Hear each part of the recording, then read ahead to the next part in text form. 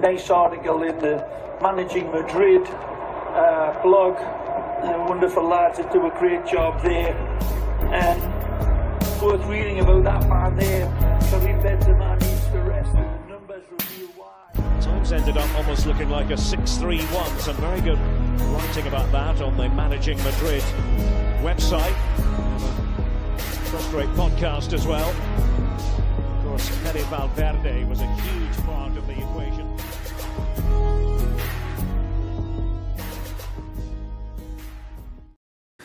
What's up, Madridistas? Last game of 2024 in the books. We're going to break it down in a second. Really fun game to break down. I'm excited for it. First, a shout out to our presenting sponsors. We got the best presenting sponsors. Like, it's so cool to have two of the coolest presenting sponsors, and we love working with them. TACsports.ca. Go there if you're in Toronto and you need to enroll your kids in any academy. And if you're already in an academy, what are you doing? Go to tacsports.ca, enroll your kids there. They got an incredible academy, incredible staff. They hosted our podcast.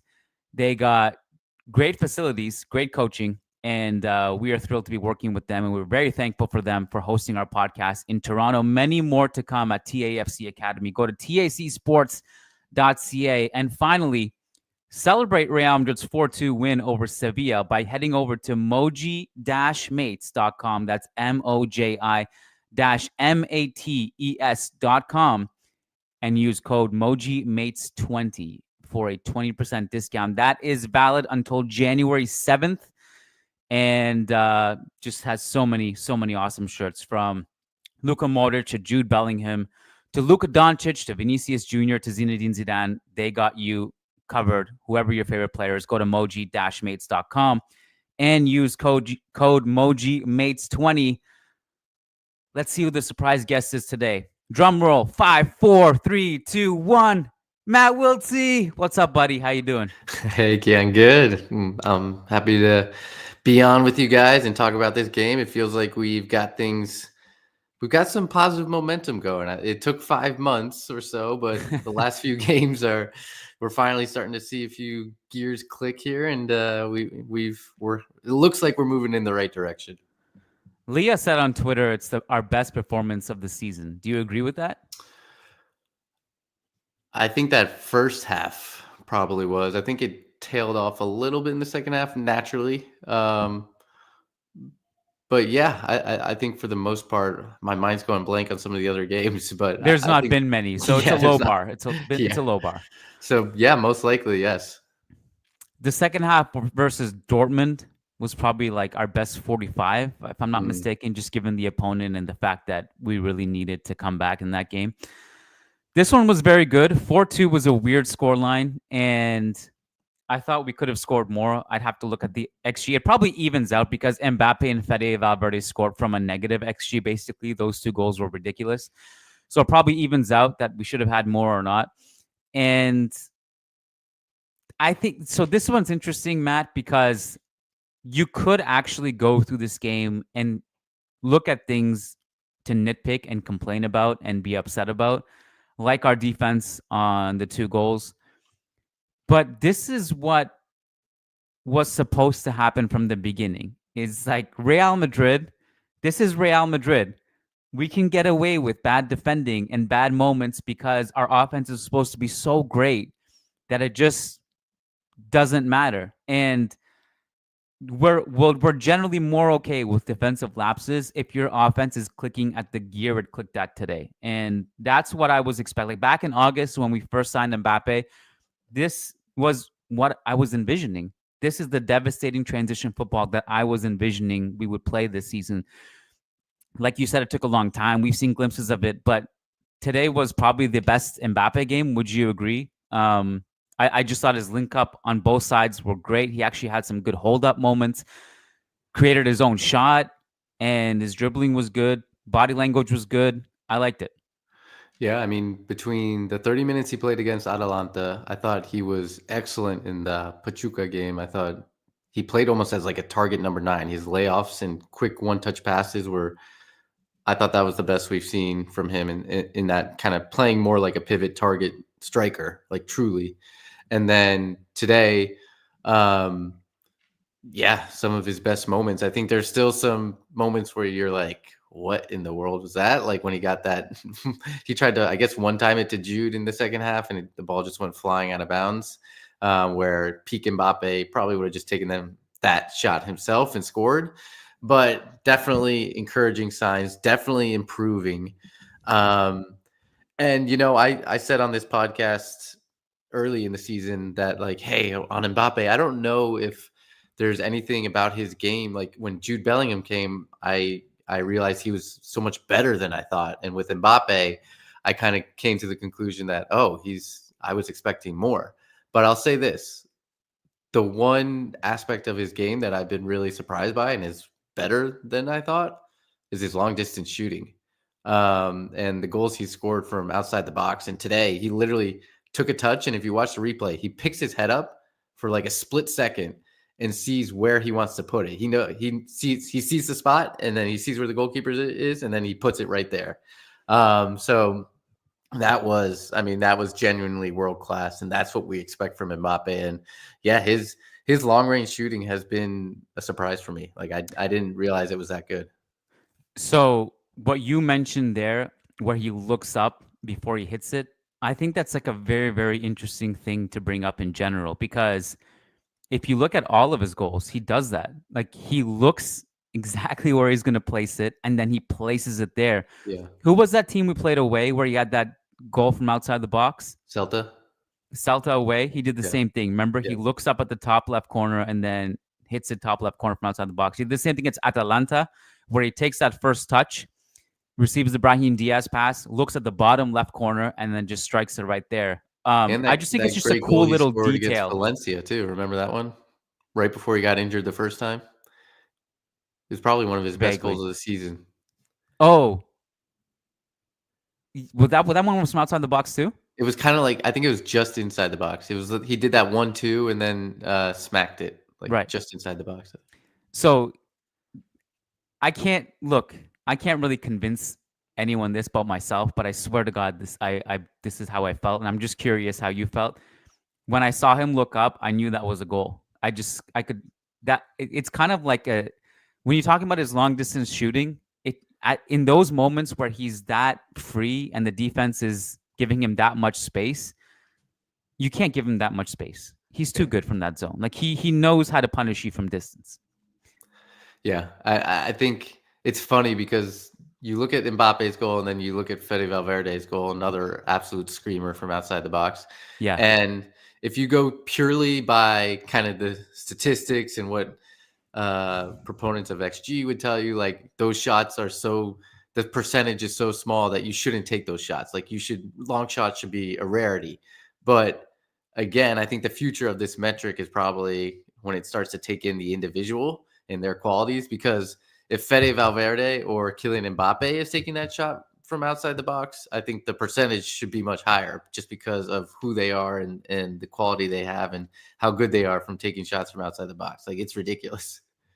The Fede goal was incredible because there was one angle on the replays, which it was the camera behind Fede, and you can see in midair the ball goes from going straight to just kind of curving to the right, and it was like really cool to see that angle. I wish we could see it, but we could watch it together. But the copyright stuff I've already gotten a copyright claim this weekend. I had to edit some stuff on YouTube. It was annoying, but yeah, it was. I'm looking at the XG. Do you want to guess what it was before we bring it on the screen?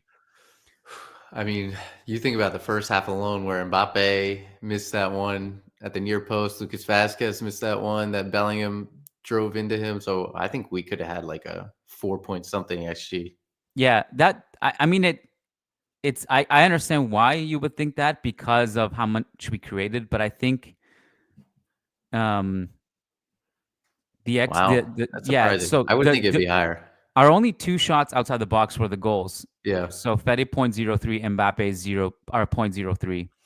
So our total was 2.9. And then we had these huge missed chances here from Rudiger in the 43rd minute, and then Mbappe himself in the 16th minute, and then just a bunch of big chances. Vazquez, Yeah, Ceballos. That was a big one. I thought yeah. that was going to be even bigger. Mbappe again, 6-yard box. Like, these are good chances. Jude, Rodrigo. This was the cutback from Mbappe. If you remember that? Yeah, that one. Oh my God. Yeah. Yeah, we could have had 5 or 6 in this. I mean, Yeah. yeah. Was there a part of you that when we conceded the second and there was like 5 minutes left on the clock that like I thought about the Alaves game? Remember that? Yeah. We were so comfortably ahead, and then we just kind of it felt like a training. There are games with Real Madrid where the game is like done and dusted, and then the second half it just becomes a training exercise. It's like a pickup game, and it's like, in pickup when it just gets to a point where no one's playing defense and everyone just kind of wants to score a goal. Yeah. And then Sevilla scored. It's like, Yeah. just want I just want one game where it's just like so comfortably we close it out, like 5-0, bang, bang, bang, bang, bang. I'm still waiting on that one. Yeah, the thing that frustrates me when we do this is it's typically after some changes have been made and kind of the team gets reshuffled a little bit. And I think why I get upset that it happens after that is because then it encourages Ancelotti to continue to delay his substitutions, continue to not want to make changes and stuff like that, even when you have games won, because you give up easy goals and then he probably rightly gets pissed off and doesn't want to do it out again. So and then he gets like you did, gets flashbacks to Alaves, and so then he tightens it even more. Yeah. Shout out to Lucas Vazquez, who's been under scrutiny, in my opinion, rightfully for his performances, but I thought he had a great game today. The pass to Rodrigo, he had some really good passing into the box in general, positive offensively. Just wanted to give a shout out there. I felt like every dribble he had just came off. Like it was his night. And he even remember that one he got through kind of 1v1, but he also had Mbappe to his left that he could have, and he opted to take the shot himself. Like he was feeling his confidence today to do that. Yeah. So yeah, no, but he had a great game. There's a lot of just kind of random interesting things from this game that we can just fly around and bounce around. I love analyzing games like this because it's so pressure free to talk about games like this, and we can really focus on the positive stuff, which you and I both love doing. And we try to look at we're both kind of like glass half full types of people. So it's nice to close out 2024 with a win like this, and it just makes it easy to analyze because there's not too many bad things, and the bad things that there are, you can kind of gloss over and focus on some of the good stuff. But so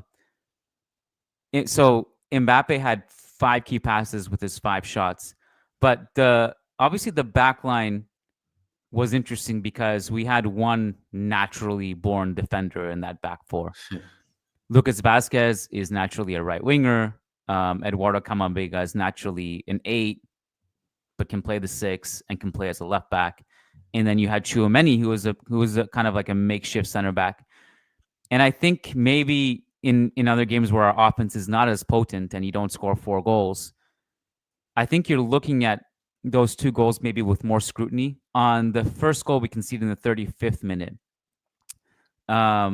we had this situation where Camavinga is caught a little bit, but Rudiger steps up, and because of that, the right back opens up and he has space to get in behind. And then the cross comes in, and I think Tchouameni should have done way better being close to his marker there. I agree. And on the second goal, you have, I think it was Modric who gave the ball away, and then Courtois not getting the near post closed up. So I just wanted to know, like, what were your thoughts on those 2 things? Are those 2 things that we should be worried about? I personally, I'm less worried about Courtois in the second goal and more worried about just how easily it is for us to concede goals from crosses. Yeah, I mean, on Courtois, just quickly, I'll say I don't think he's been as good since returning from injury. Like, hasn't been the miracle man that we've grown so accustomed to. Like, there's been some goals where you're like against Rayo, those 2 headers, I thought some of his positioning could have been better. And today, getting beat at the near post on the Luka Bacchio shot, like, yes, you could argue, hey, not really his fault, but still, I just like when you know Courtois and his quality, it just feels like he hasn't quite as high as what we're used to. And then on the goal conceded and whether or not this is patterns that we can come to expect. I think when, like you said, when you only have one natural born defender in a back line, like you can kind of sometimes expect some of these little fundamental errors. And I noticed even early on in the game, there was a moment where Tchouameni, like the whole back line pushed up, and Tchouameni kind of hung behind with, I think it was Isaac Romero, and he didn't need to. Like if he just would have pushed up, like Romero would have either held with the line or been offside. So like little things like that where, hey, if this is the highest level Champions League knockout round, like you could get caught on that stuff. So that's where I agree. that's where I get worried. But I think the more he, like, it looks like he's set to play in this position basically for the rest of the season. So hopefully he can kind of iron those out and start to, the more and more reps he gets and the more film he sees. And we know from previous kind of, I think it was Ancelotti, and I remember seeing an article where like the first time Tchouameni played center back, he did like virtual reality to like see what positions he should be in and stuff like that. And so I would expect him to be the type of guy to try and take in as much information as possible to improve his positioning and be better in that spot. I I I agree with you that, like, especially on the first goal, I just think that we've been punished for stuff like that so much this season that better teams or in games where our offense isn't good, that's just going to be a more punishable offense, and it has been. And on Courtois, like, yeah, he hasn't been at his best either. I just feel like with somebody like him, he's been so elite for so long. Players are human. Eventually, they might have a dip in form, and then you just. Yeah. I'm not too worried about that one, to be quite honest with you. Yeah. I have some gripe with, if I had to choose what I'm going to complain about in this match, apart from the defense on the first goal, it's that we were up 4-1 up until the 85th minute. Game was dusted. We only made 3 subs. It's good that Asensio finally came in the 77th minute. It's kind of been harsh what happened to him being demoted, given his form. But that's life, I guess. Football is going to be difficult. There's going to be competition. You're going to have growing pains. He's young. But I think we could have gotten Endrick some minutes. Mbappe, I'm glad to see him stat padding as much as he can and getting his confidence. But did we need him until the 90th minute? I mean, Vinny's not even here in this game. I also think this would have been a good Jesus Fortea game. Yeah. I think at some point we need to get Jesus Fortea some reps, because there might be a time where we're going to need him and we're not going to trust him in that situation because we haven't seen him. So that would be, if I had to pick some things to complain about in this game, it would be the subs and the defense. Yeah, because let's get a hypothetical scenario. If Lucas and Fede are both injured at a certain point, are we just going with Asensio right back? Like, what's the plan there? Is it? Yeah, it's Asensio and Fede. Which I really like Asensio, but I think he's clearly more comfortable at a center back position, and he's not going to like overlap and get forward a bunch and provide anything attacking. And you also don't have an attacking left back anyway. I mean, Fran is, but if he's not starting, and if he does, he's kind of cooled a little bit too. I think he hasn't been as good as he was at the beginning of the season. Yeah. Valid so I guess we'll get there when we see it, but I think it's a good point on Fortea. Like at some point we got to see him. I think the other interesting thing to come out of this, and while we're on the subject of the back line, is this was the first time we've seen Camavinga at left back this season. Yes. And I'm actually surprised we haven't seen it more often, to be perfectly frank, with how much Mendy's been out and kind of the up and down form of Fran Garcia. Like, we know how good he is in that position, and some of the games where you're going to dominate the ball, particularly at the Santiago Bernabeu, like I would think Camavinga would have started more games at left back. So I thought he was really good. I like him in that position. I know many people don't, but I really like him in that spot. And I think he just adds more fluidity and just our ability to play out of the back and combinations down that left flank. Like I think he's great there. He is our best left back. And I mean, I certainly felt like he was in that, like in the last 2 years or so when he was playing there more regularly. I certainly felt that way. Yeah, I agree, Because he honestly. provided the most two-way presence. Yeah. And so it's one of those situations that, again, like players who are that good at so many different things, you can basically put Camavinga anywhere on the field. He's going to be a contributor. I'm not saying that this is a solution or anything right now, like even you would implement mid-season. But what was interesting about implementing it today was that it kind of allows you to free up room to put in Ceballos more regularly and reward him for the way he's playing. So we had a double pivot-ish, and it kind of like changed throughout the game. And there were times where like Brahim was basically a right center midfielder, and Bellingham, we haven't talked about yet, would often actually stay ahead of the ball instead of behind the ball and be ready as an outlet alongside Rodrigo and Mbappe. And Brahim would kind of take a deeper midfielder role. That was interesting. But we had like kind of like a double pivot with Ceballos and Fede, and then Brahim dropping deep and then kind of being interchangeable with Jude. And Camavinga going to left back kind of allows more playing time for some of those players, which is, I guess, a side benefit. Again, I don't know if this is a long-term solution or not, but I actually think he is our best left back. It's just that it's weird to just put him there when he does also contribute so much to midfield. I think what Ancelotti is starting to realize is the better the ball handlers you have in the middle third and the final third of the pitch, and those that can just evade pressure, keep possession, quick combinations, like that as much as it seems as a counterintuitive in that it's kind of ultra offensive. Like you look at the lineup today, ultra offensive, but it actually it balances itself in the way that you can keep possession and retain the ball higher up the pitch and retain the ball in different parts of the pitch and have an easier time getting out of pressure. And so I think like you look at his last few lineups and stuff, and even when he's trying to rotate, like they are much more offensive. And I think he's going to continue that trend because it works. Like, and to your point on the beginning of this podcast, like this is Real Madrid. We're going to hedge our bet and maybe we'll score 4 and give up 2, but we'll take that rather than kind of win 1-0. Like that's not going to be our game plan this year. That's not how we're set up. That's not the characteristics we have. And so, yeah, I think I liked it, and I liked this position. You commented on the positions of Brahim and Bellingham, and like a lot of times in the first half, they would both be kind of playing in between the lines as number 10s and would even combine with each other. And Sevilla had a really hard time dealing with it. And I liked it. I really liked seeing it. And then as the game kind of wore on, you saw Bellingham move higher and higher and basically play as like a striker.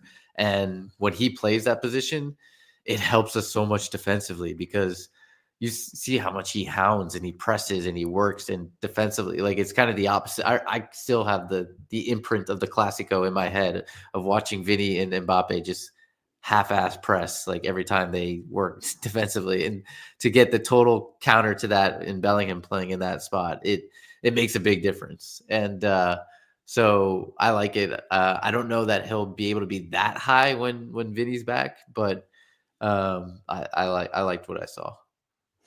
If we played Barca tomorrow, how different do you think the Clasico would be? I think it depends on how Ancelotti sets it up.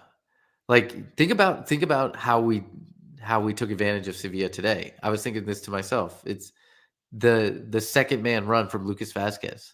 Like the whole Sevilla team was pushing up. They were Mbappe or somebody would come to the ball, and then Lucas would kind of make the secret run, and nobody would track him. And that's how you beat the high line. Like that's all we needed to do against Barcelona. I mean, and that's a great point. Fede played a couple of great through balls to Vazquez in that exact situation. Yeah. Which led to Mbappe and all of a sudden like being in the box, either being the recipient on the end of one of those passes or acting as a decoy like we saw in the Rodrigo goal. Because I thought that ball was going to go to Mbappe from Vazquez. Exactly. Yeah. Like you play like that, you play like we did today, and you have, I think specifically if Ancelotti plays Bellingham in the spot he did today and has Bellingham hounding Casado and Pedri, who played kind of deeper in that Clasico, and the likes of Kubarsi and Martinez, like rather than Mbappe and Vinny, because like that's where we got killed, was those four, like just being able to play freely and pick their head up and find passes. So you have somebody who can actually do actual pressing and work and like win the ball back higher up the pitch and cause them problems where they can't pick their head up, then yeah, I think it's a different game. It's a completely different game. It's funny how important confidence is. I think like two of the things that we criticize Mbappe a lot for this year. One, I mean, they're actually quite a bit, but one of them was the offside and not being able to hold his run, and the other thing was, I think people have been critical of his hold-up play, and because Ancelotti was saying a couple of weeks ago that like we tried to play that long ball and win the second ball. We might not win the first ball because we don't really have that figure who can hold it up, but we can win the second ball. And I thought his hold-up play was pretty good today, and also it's interesting like to watch him off the ball. I remember there was one sequence in the first half, and I'm not even sure if he was actually offside. He got called offside. It looked close. I think it would have been reviewed if like it ended up in a goal scoring situation or something. But he's kind of floating offside intentionally, and as soon as I think it was Jude, get the ball, he tries to catch the high line and just get himself onside. There's just the confidence is different with him now, and that's what we wanted to see. Yeah. I think all these signs are encouraging, and like, yeah, Mbappe he's still not 100% there. I won't say he's 100% there, but 80%. He's definitely, he's getting there. He's much better than the horror shows we saw kind of Clasico and onwards until that Bilbao game, I guess. And I think Liverpool and Athletic, those two were jarring. Yeah. Even I'll never forget the substitution performance against Lille. Like, he was horrendous in that game. Yeah. And so yeah, I think we're moving in the right direction, and that's what I think fans are. Our season changes if Mbappe starts clicking into 85-90% consistently. Like, our season completely changes for sure. And so that's where you start to get excited, because despite the past 5 months, we've kept ourselves in it, and that's what we needed to do. Like, we need to keep ourselves in it so that when we do finally figure this all out and can click and people start finding form, like Rodrigo, who's scoring goals now, Jude Bellingham, who obviously didn't score today, but has been on a run and just been playing incredible. Brahim, like all these guys are starting to click. Ceballos finding a role. Once we figure this all out, then we can take that step forward and really, truly make this a title race and start taking a lead and start kind of playing our game in the Champions League. And so that's what gets me hopeful and excited for the second half of the season. Now, this team still has to show us more on some of these big occasions, because I think that's where we have felt let down this season, and where we feel like, one, the big games, and two, just the consistency. So there's still some trepidation there, but we're moving in the right direction for sure. What did you think of Bellingham's performance today? I thought maybe wasn't like, he's just been operating at such a high level that it's maybe hard to say it's as good as some of his more recent performances, but I still think he's popping up in some really good spots. He played countless passes to Vazquez open on that flank. He presses and defends so well. Like, I liked everything I saw from him. Like, he didn't get the goal, he maybe didn't get an assist, but he had everything else in this game. Whoops, my bad. So Sam Leverage is at the press conference right now. He's tweeting away the quotes on the Managing Madrid Twitter account. It's a quick plug there. You guys make sure you follow Managing Madrid on Twitter. We are on the ground at virtually every game, and a lot of live updates there. So, Sam, thank you for being there as always and tweeting out what's happening at the stadium. Some quotes from Carlo Ancelotti. Quote, "I asked the players for more defensive commitment. We're missing big players, and that has been a weakness. The attackers have been very good in the last few games. Mbappe's done well. Bellingham and Rodrigo have started to score." You were literally just talking about that. He says, "We've given players an individual routine to work on, but primarily they need to rest over the holidays. I'm happy my players can rest." Let's do a quick scan. I'm not going to read all of them. Mbappe has worked and shown that he can do with self-criticism. His adaptation period is over. After the defeat in to Milan, we spoke very clearly in the locker room and we all agreed on what was going wrong. We've now got back to doing things the right way. And Jesus Navas. So obviously, I mean, Navas himself was talking in the mix zone. He says, I've never seen anything like this in my life in a rival stadium. It was like closing the circle. The last few minutes, I was looking at the ground and remembering all the moments lived and joys given. You have to give everything for the club and for Antonio, whose number I wore, and it was for him, obviously referencing Reyes. I think Antonio Puerta. Antonio Yeah. Puerta. Yeah. It could be both, really. But yeah, my mind went to Reyes per se. What memories do you have of Navas, like Jesus Navas standout moments?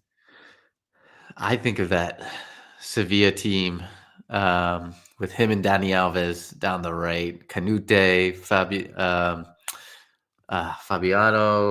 Who else was in that team? Polson, Puerta, obviously. Like they were just. That was such a fun Sevilla team. That 2006 season where it was us, Barca, and Sevilla all tied on points at the end. Everyone forgets Sevilla, but they were right there too. That team was incredible. I always wanted us to sign Navas. There were a few links here and there back in the day, but I always wanted us to sign him. He would have basically been, I mean, taking the Vazquez role, right? In a sense, like he could. Yeah, basically, he had a very similar career. Like started out right winger and then moved back to right back as he got older.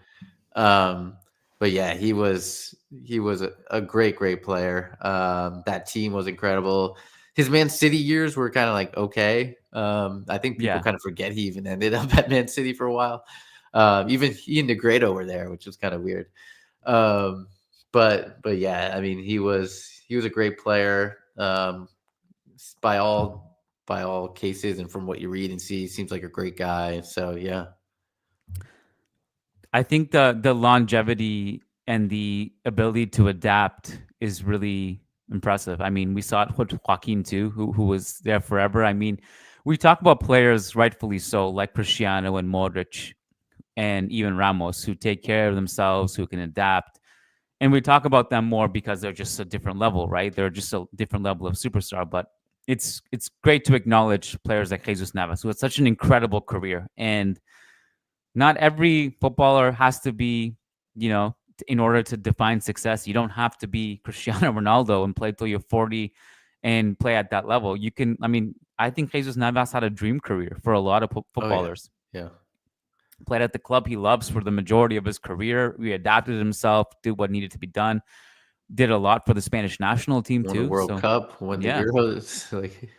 So there was somewhere I wanted to go into this. I can't remember. We do have super chats. They're mostly Barca related. So is there anything else? One thing, related to these Barca super chats is okay. Not to toot our own horn here, but you and I, in the beginning of the season, around September, said Barca's peaking too early. They're peaking too early. What I will say is now, like, I watched that game yesterday, and they did not deserve to lose that game. But I think they'll right the course, but they are not. They definitely were not this unstoppable team that they showed to be in the first half of the season, and we've constantly said they were peaking too early, and that high line is going to be punished. Like people will figure it out, and I still to this day couldn't believe the scoreline in the Bayern game after watching that first half with both those teams in their highlights. But like I think they will be found out at the highest level, and I think they'll right the course. Like I think they'll get back on track, but it's definitely going to be. I think this is going to be a close La Liga race all the way till the end of the season. Well, let's take the super. I have some thoughts on this. Let's take the super chat. Our YouTube member Ancor Giotti says, "Atleti finally beat Barca. Do you think they will be better title contenders come the end of the season? Also, your thoughts, Camavinga left back. How likely is that to continue?" So we talked about Camavinga left back. I did want to address the Atleti Barca thing. Ancor Giotti, in the meantime, do you want to drop in the chat how much you love being a YouTube member, what other people are missing out on if they're not YouTube members? We got a lot of bonus content for members. Anyways, Atletico finally beating Barca. So I guess we'll start with that, and I just want to also discuss what you were talking about with Barca peaking early. I think the Atletico win yesterday. I don't know what to describe it, Matt. Is it a lose or a win? I mean, it was like no matter what happened, we kind of lose because one of these teams wins. I guess a draw would have been good, ideal for us, because a draw would have meant we would be literally on top of the table right now. So maybe a draw was the best scenario. I also wondered if Atletico winning might be a good thing, because there is a question mark on will they sustain it and be around at the end of the season. I think it's unfair to even ask that question given how good they are. And I actually think there might be a case for it be Barca who wouldn't have been able to sustain it and be around. And the reason I say that is because you said they'll right the ship and they'll figure it out. I question their depth. I really do. Yeah. Now, like, Barca is not the only team with injuries. We've been absolutely decimated. You can question our depth in the back line. No question. That's a fair thing to question. Their attack is just looking thin. And with Lamine Yamal out, they don't really have many options. This Dani Olmo registration thing is looming. That's a whole weird situation. I just assume they'll figure it out, because it would be crazy embarrassing if they couldn't. But it is worth remembering, like, how much of a fiasco that was, when the only reason they could register them is because Araujo got injured for 4 months. And remember, like, there was those memes of Laporta like putting a gun to the doctor's head and saying, make sure this guy's out for 4 months, making sure Araujo goes in the wheelchair. And so we almost forgot that, yeah, Araujo is going to be back at some point. And then what? I guess I just didn't realize that him coming back would mean that they have to revisit it mid-season and not at the end of the season. So that would be just something to keep an eye on. If they lose Olmo in their own already thin depth chart up front, I mean, it would be a huge blow to them. But yeah, man, just on Athletic Barca really quick too. Yeah, they probably got unlucky to lose that game. They were the better team. But in some other ways, it's such a shit show to see Barca lose this way and melt down and just start patting themselves on the back and say we deserve to win. I don't think I've ever seen a run like this from Barca, like in my lifetime as watching them. What is it? 6 games or 7 games now in the league? 7. But they had one win in between those 7, right? Yeah. So 6 out of 7, I think, they dropped points. Like this many in a row? Obviously, there's one win, but it's crazy.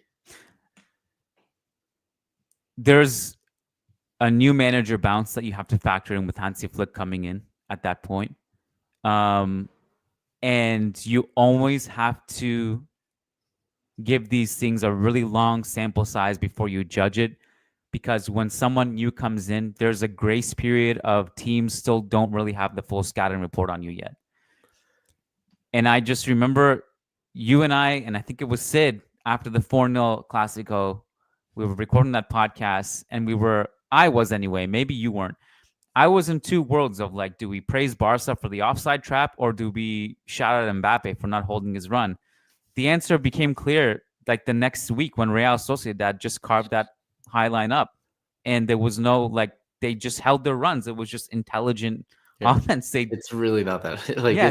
They timed the through ball and they timed the run, and that was it. That was the science. Like, so I just leaned towards me being like, I almost felt silly overpraising the Barca offside trap now, given that it was clearly exploitable. Like, we had everything in our hands to put that team away by halftime.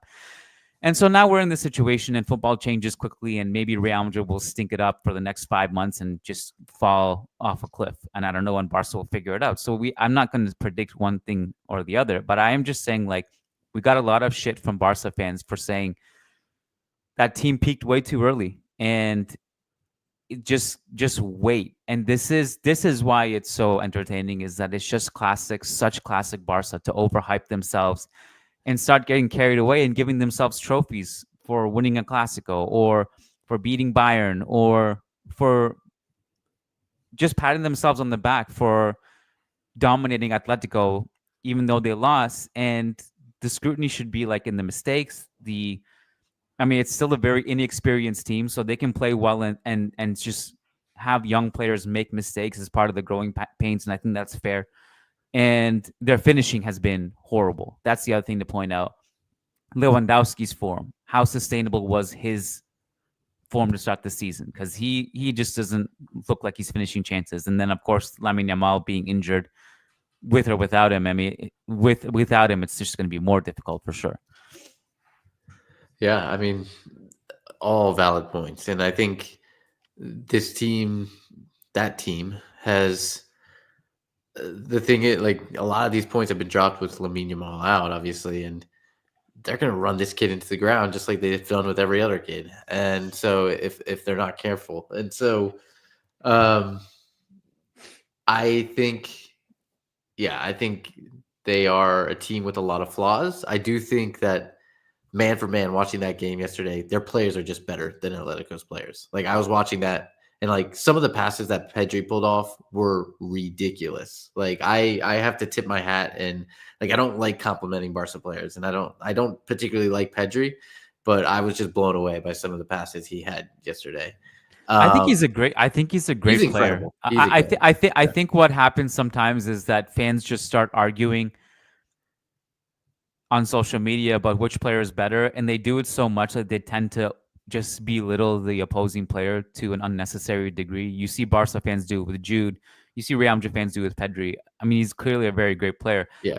I just think that with man-to-man, you said Barca are better. How much of that do you think is actually some of that down to tactics? I mean, when you look at players like Julian Alvarez and Antoine Griezmann, and I just look, this goes back what I was trying to say. I forgot where I was going with it. I just remembered.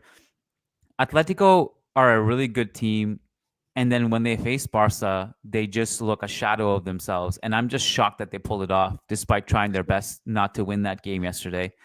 And just their attacks in transition were downright embarrassing at times. And I'm like, these are good players. Like, is it a matter of they're just not in position to put together good enough counterattacking sequences? Their passing was way off. I really genuinely bad don't decisions. think their players are as good, to be honest, as Barcelona and Real Madrid players. Like, fact, just end of statement. Like, I think that's fine. But I'm just saying, like, Julian Alvarez and Antoine Griezmann, even Sorloth, like, we've seen Osasuna players put together better counterattacks. Yeah. It's like it's not even that they have to be on the level of Real Madrid and Barcelona. I was just shocked at some of the stuff I was seeing from them. I think that's all down to Simeone. Like, he goes in there and he has them just immediately sit low and play within themselves. So yeah, I agree with you on that. They could be more adventurous, but they choose not to. And hey, and it worked for him for the first time in how many years? 8 years? How many years has Simeone been there? He's never won. It's the first time he's won away at Barcelona. So we'll take it. I mean, I think it definitely makes for a more interesting title race. And I think, again, all three teams are going to be in this. Like, I don't think I'd be really surprised if anybody runs away with it at this point. I think it's going to be kind of neck and neck for the most part all the way through till May. Ben 10 says Pep Guardiola is such a fraud. Look at the miracles Carlo was doing with this team. Is fraud a curse word? Like, why does he put like a hashtag in the middle of the word? I don't know if YouTube banned the word fraud. One of my friends, I was just at like a little family get together yesterday. One of my friends who's a big football fan, he was asking me, like, what do you think is going wrong with City? Is it just because Rodri is out? And I'm like, dude, look, it's not like just a Rodri is not their problem. They can't do anything. It's shocking to watch them play. Yeah. It's funny enough. I think I've watched City more now than ever. And I think it's because it's just so entertaining to just tune in and see what's going to melt down, who's going to melt down today in their team.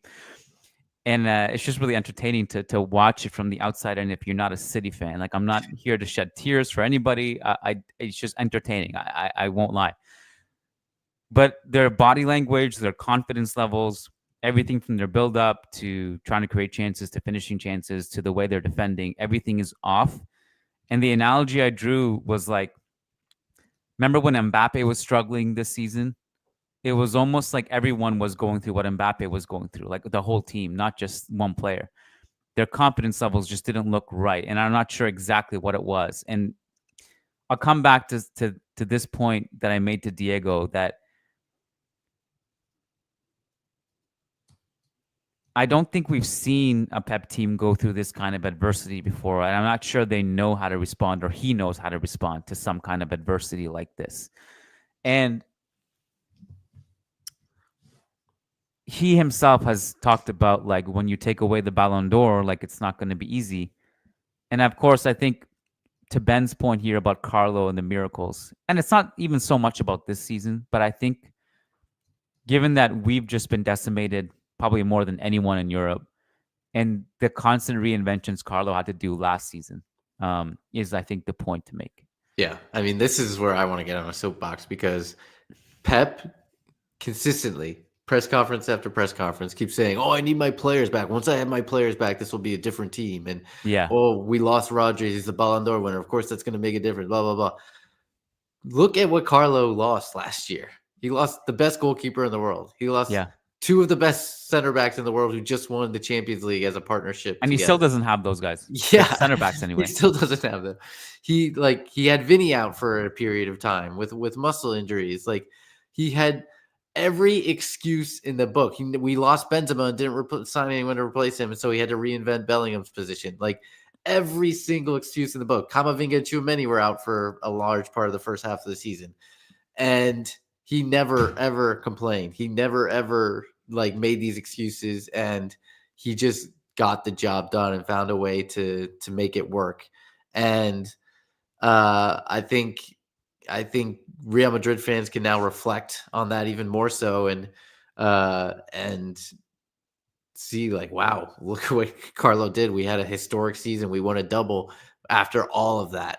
And so, and I saw a tweet, I think it was from ESPN FC, and obviously they're trying to bait people in. And it was like, has any team ever had to suffer with as many injuries or whatever, something like that. And I was just, and there were comments underneath saying Real Madrid literally last year, but it's just ridiculous how people I feel like we don't get, and Carlo doesn't get any credit for the fact that what he achieved last season, given all the injuries, and the players he lost, Benzema. And so, yeah, again, I think it puts some perspective. I think, I mean, a lot of people have been obviously frustrated with Ancelotti at the start of the season. And we've been frustrated that there hasn't been improvement in this team, but it feels like we're finally starting to move there. So let's give him the full season and see how this plays out. Ancelotti is, I think, as time goes on, the more and more you start to appreciate Ancelotti. One more point about Bellingham that I just wanted to make from this game. Bellingham just has such a high standard for himself and for the team that I don't think today he was 100 out of 10 like he always is, but he was very good. But I think what sometimes gets missed about him is that he's so important in us escaping pressure on almost every sequence. Anytime we're building up from the back, just watch him where he is off the ball. You can see it. He's just kind of calculating the solution, and he's moving into that zone where he needs to move. And you saw it on the Mbappe goal. The sequence that led up to it, he comes up the left wing, receives the ball from Camavinga, turns out of pressure, and he was getting hounded. And then I think he passes to Brahim, maybe, I think it was. And then eventually the ball comes to Mbappe and he scores. And that was just, that's something I think most people realize it. I don't want to make it seem like I'm unearthing something new, but it's just something I think I really appreciate personally about how smart he is off the ball and how important he is. And on any given sequence, this is just maybe a fun game you can play next time you watch Real Madrid play.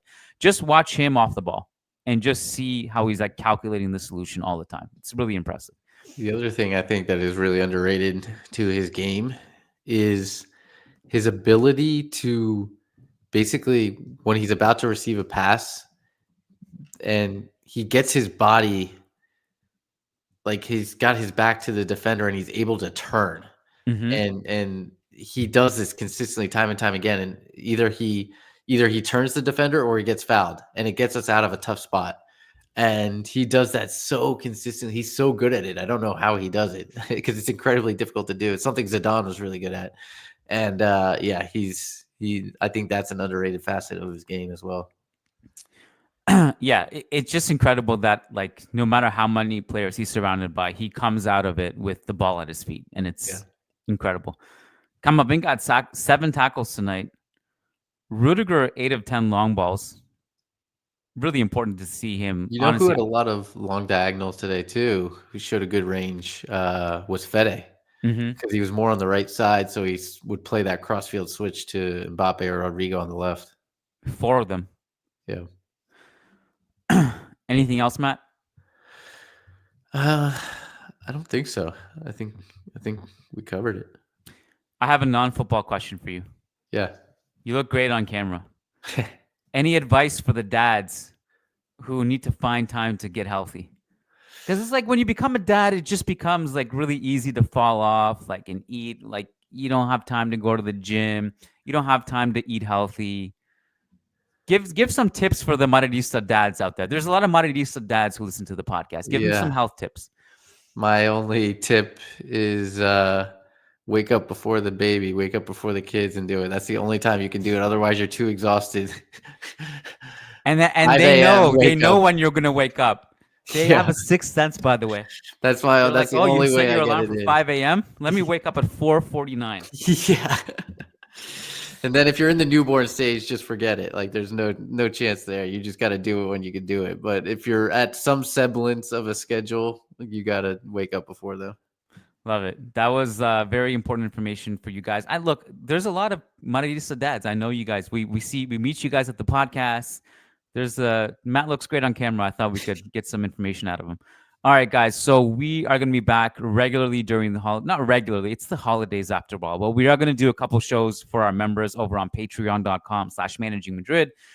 If you're watching this on YouTube and you want to just do it a little bit easier and you don't want to type in that URL, just hit join underneath this YouTube video. There's a memberships tab on this YouTube channel, and you can join that way. Same content. You don't need to sign up for both. It's totally up to you which one you choose. You get the video and audio for Patreon, and on YouTube, you get it on, you get the video, obviously. Leah and I on Tuesday are going to do an end of year review, like our favorite moments of 2024 as a Madridista. I'm very excited to go through that list with her.